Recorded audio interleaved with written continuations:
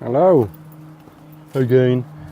In a sense, what people are looking for when they're looking for salvation, enlightenment, or any of these things, is to be loved and accepted. And what they're really looking for is to love and accept themselves. And so the problem that we're facing here could be put in these terms. It could be, how can I go from a state in which I don't love myself to a state in which I do? And the answer is, you just start loving yourself.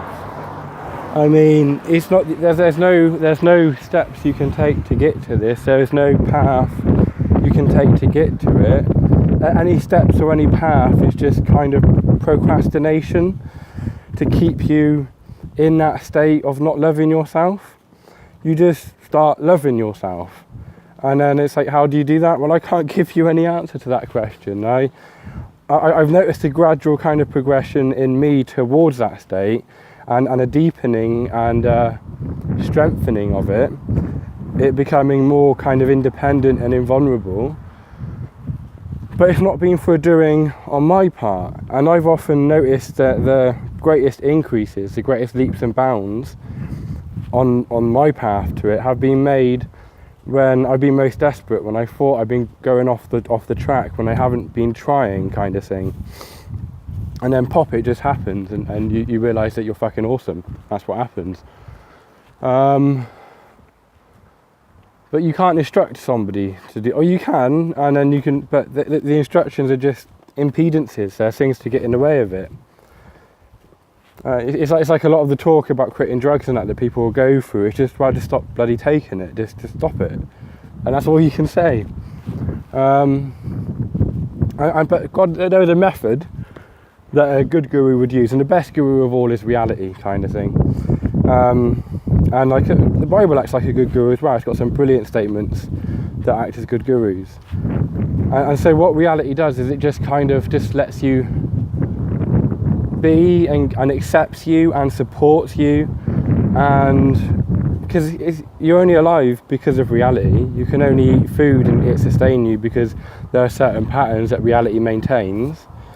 And one of the methods that reality uses is the method that I'm using here, where I'm trying to come out and just be myself, and stick my head up above the trench line and fuck the shots,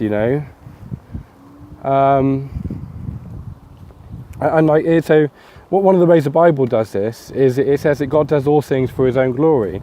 Now, one of the things that we beat ourselves up about a lot, or at least I did, was being a self-obsessed little bastard.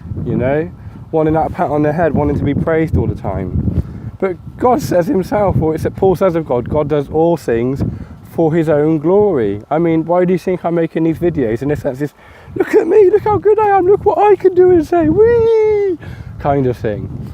And that's like what a child is. You take a child to a park. I remember jumping off swings when I was little. And I'd be like, look, mummy, look, daddy, look what I can do. Look at me, look at what I just did. I'm going to jump off this thing. Oh, wow, look at me, look at me, look at me. It's all that, and that's innocence.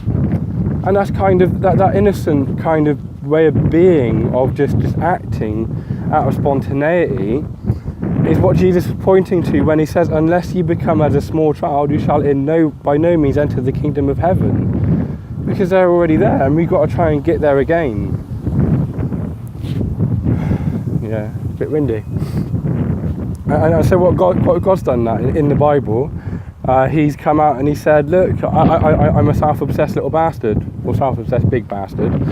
But look, you got to worship me, and you worship me, and you adore me, and you call me good. And I've got all these traits that you're beating yourself up about. Just stop beating yourself up.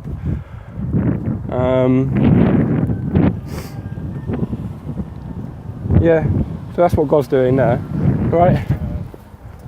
And it's just that's all there. That is what He's doing. Yeah. Goodbye.